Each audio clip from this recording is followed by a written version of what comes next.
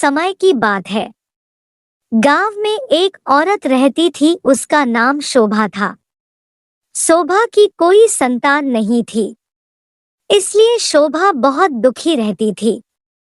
शोभा ईमानदार और मधुर बोलने वाली महिला थी। शोभा सभी से प्यार से बात करती थी, लेकिन कई लोग उसे बाज की नजर से देखते थे। एक दिन शोभा पानी भरने तालाब के पास गई। कुछ औरतें भी थी। शोभा ने कहा, कैसे हो बहनों, चलो मैं भी पानी भर ही लेती हूँ, फिर हम सब साथ घर चलेंगे। एक औरत ने कहा, हम तुम्हारे साथ नहीं जाएंगे, तुम तो बांझ हो, कहीं तुम्हारी नजर हमारे बच्चों पर पड़ी तो कुछ भी हो सकता है।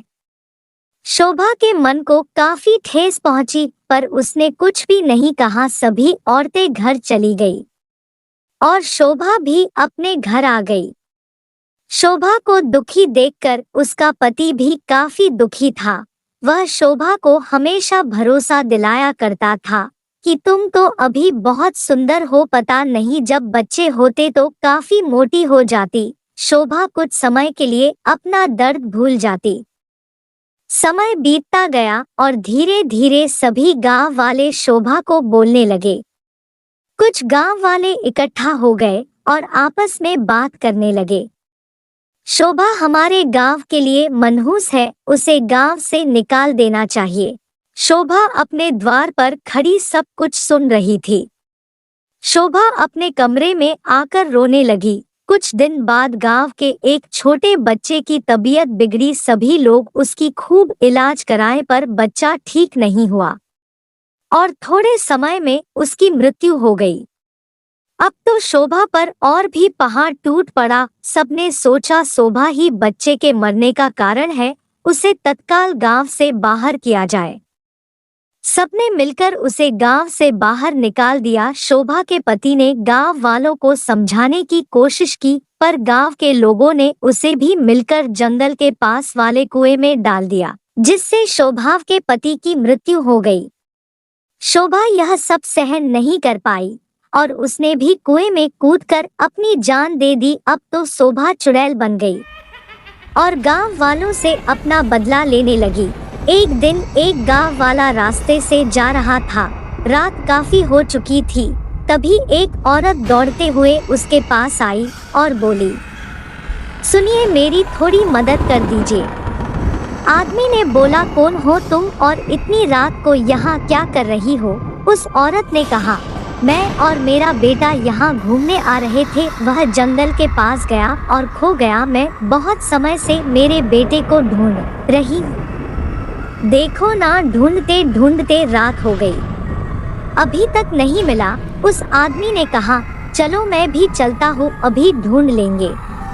आदमी उसके साथ चल पड़ा। उस औरत ने उसे कुएं के तरफ ले गई और अचानक औरत चुड़ैल बन गई।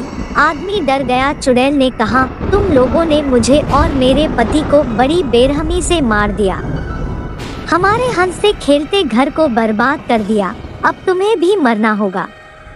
ऐसा बोलकर चुड़ैल उसे भी कुएं में फेंक देती है और वह मर जाता है। धीरे धीरे गांव में लोगों की संख्या कम होने लगी। किसी को पता नहीं चल रहा था कि सभी कहाँ गायब हो रहे हैं। फिर कुछ लोग तांत्रिक के पास गए और तांत्रिक से बोला, महाराज हमें बचा लीजिए, कोई हमारे गांव के लोगों को कहीं ले जा रहा है, उनका कोई पता नहीं चल रहा, वे सब कहाँ हैं? तांत्रिक ने कहा, अभी देखता हूँ कि सब कहाँ है।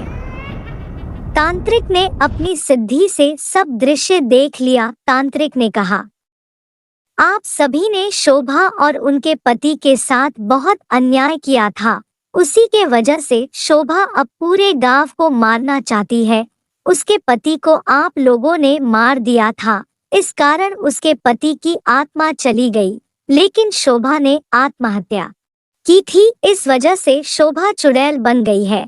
अब वह किसी को नहीं छोड़ेगी, क्योंकि आप सभी गुनाहगार हो। सभी गांव वाले डर गए और तांत्रिक से विनती की, महाराज हमें बचा लीजिए, कोई तो उपाय होगा।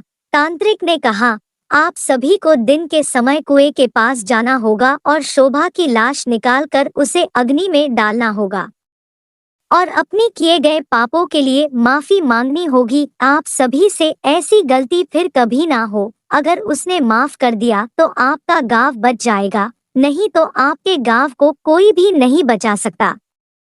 तांत्रिक ने सभी गांव वालों को घर भेज दिया। गांव में सभी एकजुट होकर कुएं के पास जाने लगे। एक औरत ने कहा, शोभा बहुत ही नेक दिल थी, उसने कभी जीते जी हमसे कठोर वचन नहीं बोली। मेरा दिल कहता है वो हमें जरूर माफ कर देगी। सबने कुएं से निकालकर उसे अग्नि दी और सबने अपनी किए की माफी मांगी। शोभा का दिल पिघल गया और उसने सभी को माफ कर दिया और वह हमेशा के लिए वहां से चली गई।